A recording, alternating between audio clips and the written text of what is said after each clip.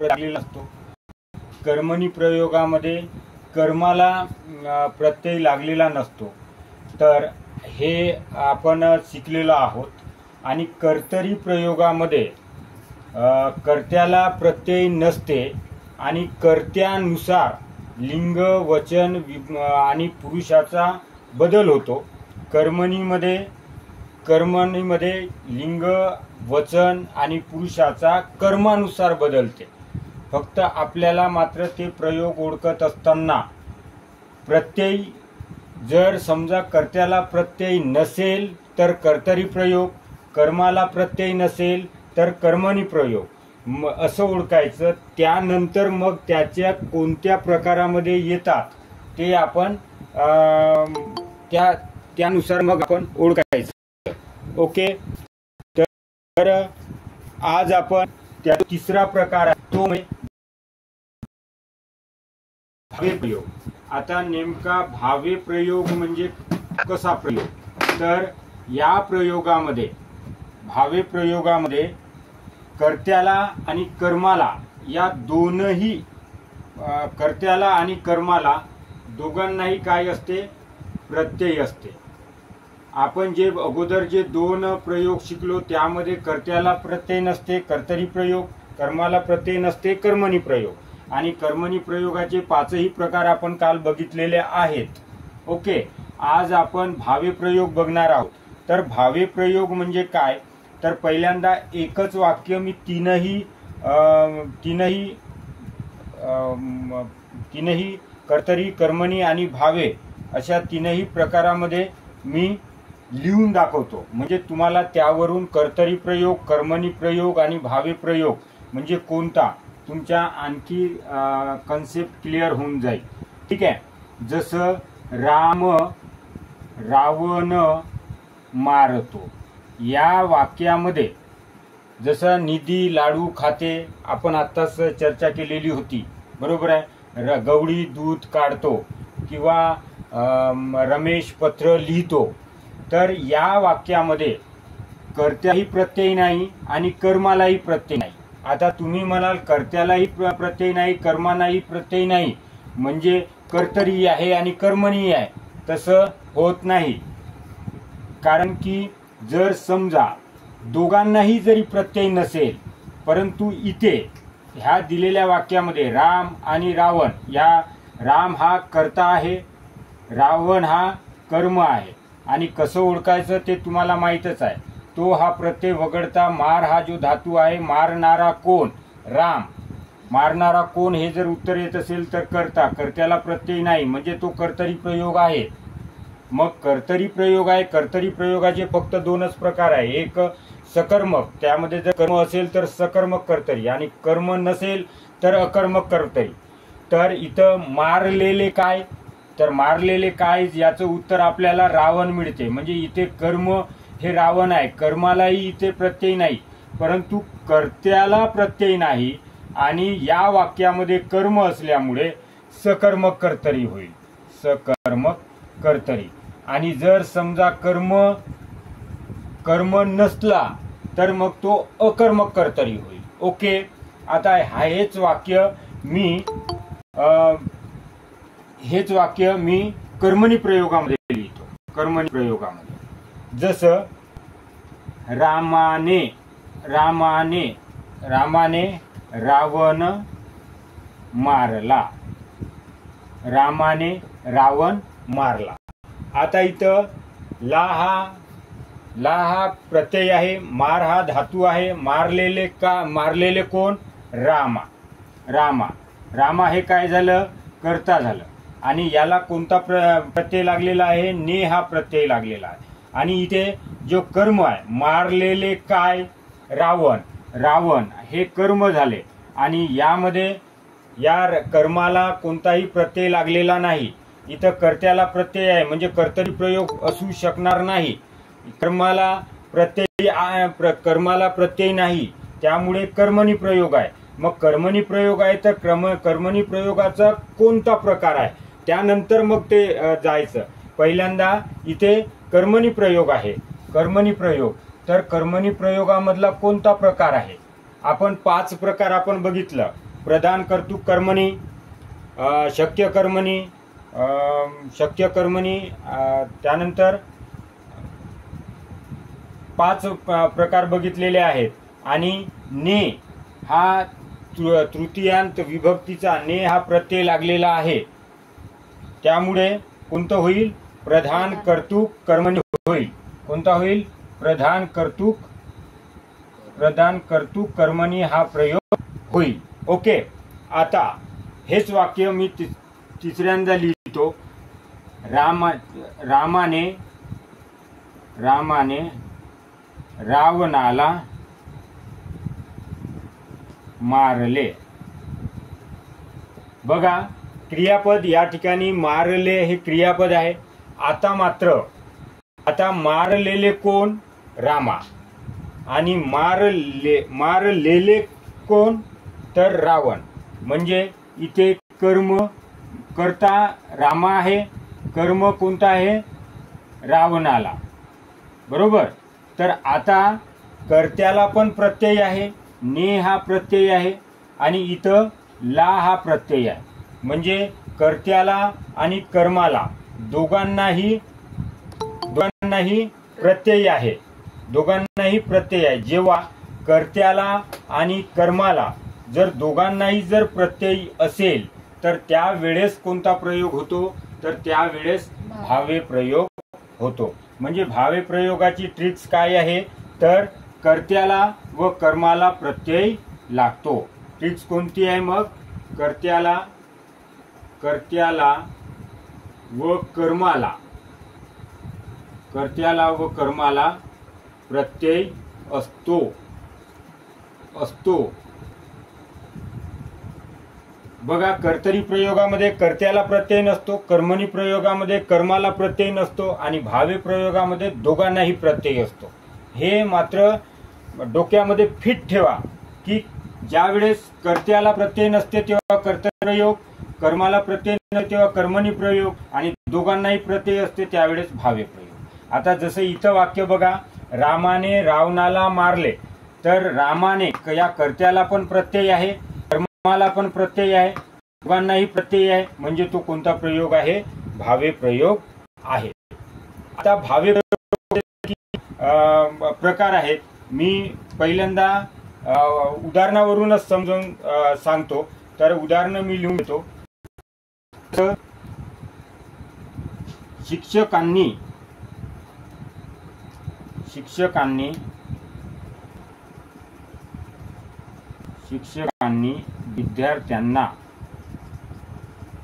विद्यार्थ्यांना शिकवावे.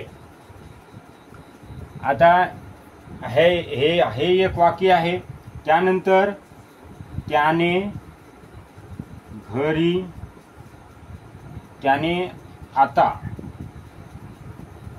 त्याने आता घरी जावे.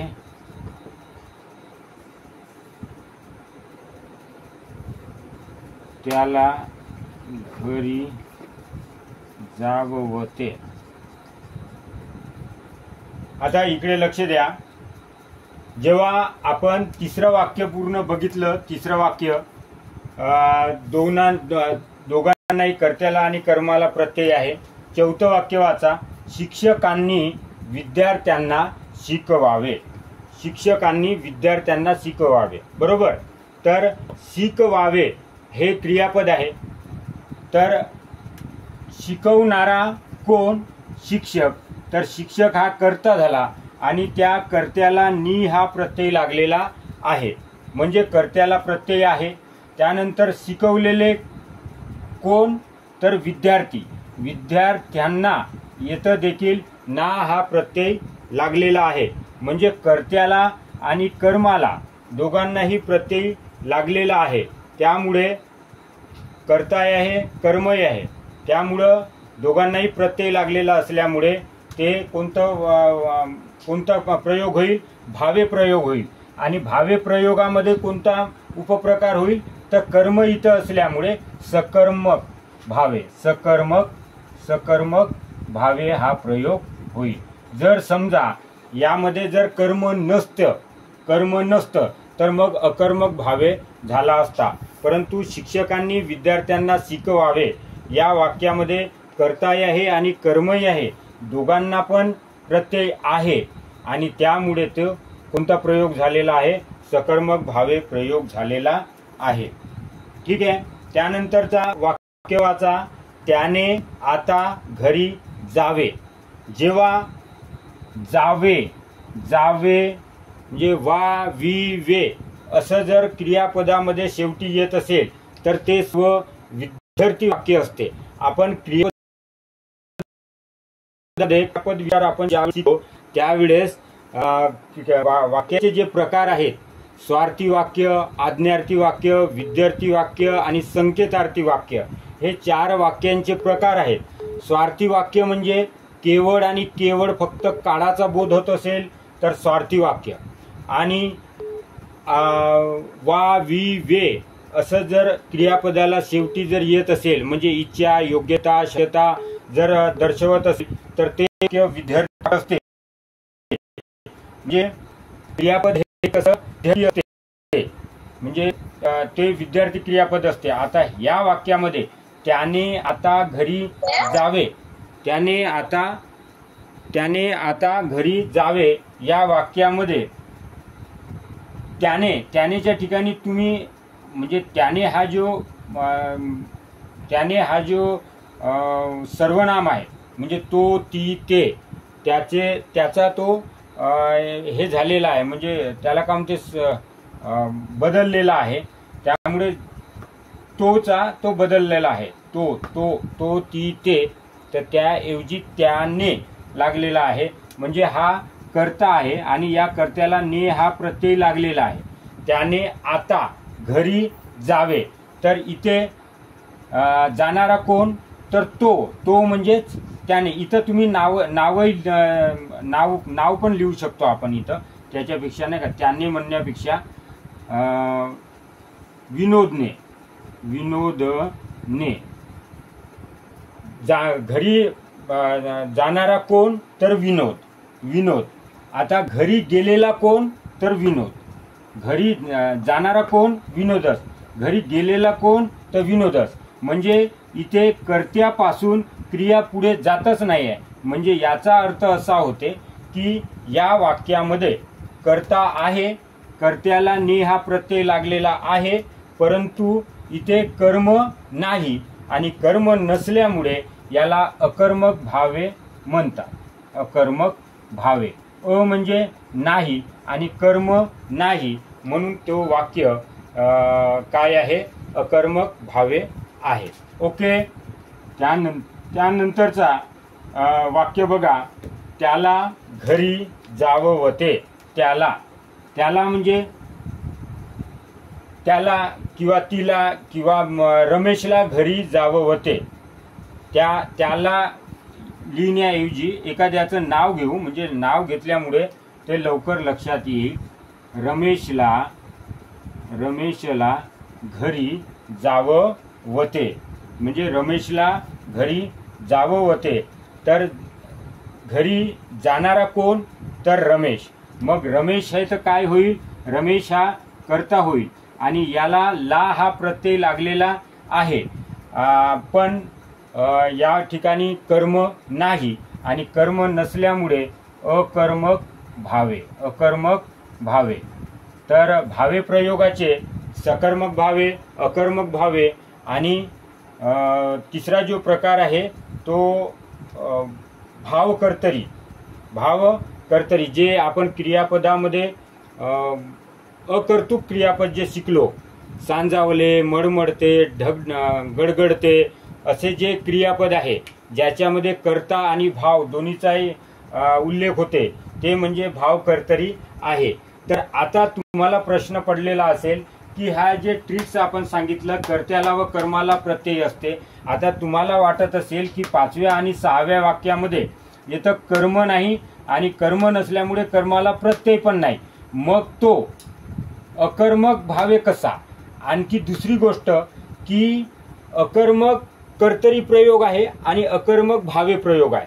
तर अकर्मक कर्तरीमध्ये या कर्त्याला प्रत्यय नसते अकर्मक कर्तरीमध्ये, परंतु अकर्मक भावे तेव्हाच होते ज्या वेळेस कर्त्याला प्रत्यय लागलेला असतो त्यावेळेसच अकर्मक भावे होते। पहिल्यांदा आपल्याला दिलेलं वाक्य हे कर्म आहे की नाही आहे ते आपल्याला जर आपण ओळखलो तर प्रयोग ओळखणे खूप सोपं जाते।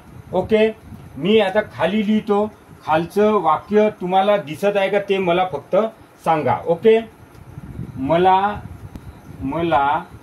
आज मळमळते, मला आज मळमळते। आज सतत गडगडते, आज सतत गडगडते, आज सतत गडगडते। तर हे जे 7वं आणि 8वं जे वाक्य आपण लिहिलेलं आहोत या वाक्यामध्ये कर्ता कोणता आहे मला सांगता का? मला आज मळमळते या वाक्यामध्ये कर्ता कोणता आहे हे सांगता का?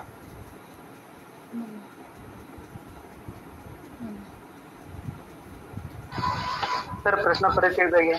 मला आज मळमळते या वाक्यामध्ये कर्ता कोणता सांगा?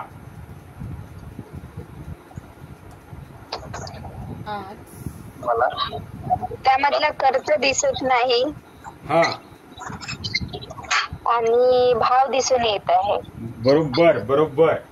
हे जे वाक्य आहेत, मला आज मळमळते किंवा आज सतत गडगडते, मळमळते, गडगडते, सांजावले, हे जे वाक्य आहे आपण क्रियापदामध्ये क्रियापद विचार आपण ज्यावेळेस शिकलो त्यावेळेस अकर्तृक क्रियापद म्हणजे भाव कर्तरी म्हणजे अकर्तृक क्रियापद म्हणतात। म्हणजे त्या ठिकाणी कर्ते असे स्पष्ट दिसत नाही, या क्रियापदाचाच भाव आणि आशय आपल्याला दिसते। म्हणजे मला आज मळमळते या वाक्यावरून फक्त ह्या क्रियापदावरूनच आपल्याला समजून येते की या वाक्यामध्ये क्रियापद म्हणजे क्रियापदावरूनच त्या कर्त्याचा भाव आणि त्यांना काय म्हणायचं आहे ते समजून येते। त्यामुळे जसं या वाक्यामध्ये आज सतत गडगडते म्हणजे आज सतत गडगडते, गडगडते या शब्दामध्येच पूर्ण अर्थ दडलेला आहे आणि हे दडलेला आहे।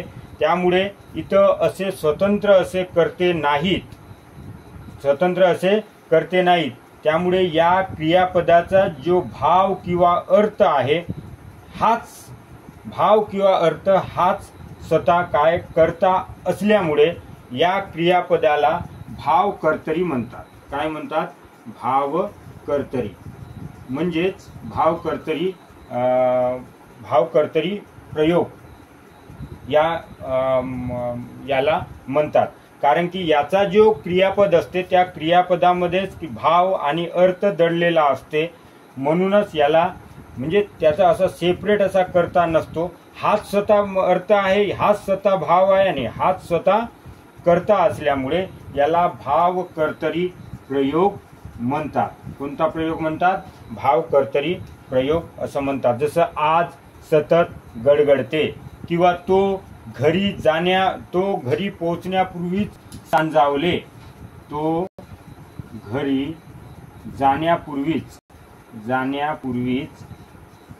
सांजावले म्हणजे तो घरी पोहोचायचाच होता तेव्हाच सांजावले असा त्याचा अर्थ होते। सांजावले म्हणजे संध्याकाळ झाली। ओके, तर तोच त्याचा अर्थ आहे। यालाच भाव कर्तरी प्रयोग किंवा अकर्तृक भावे प्रयोग असं देखील म्हणतात किंवा अकर्तृक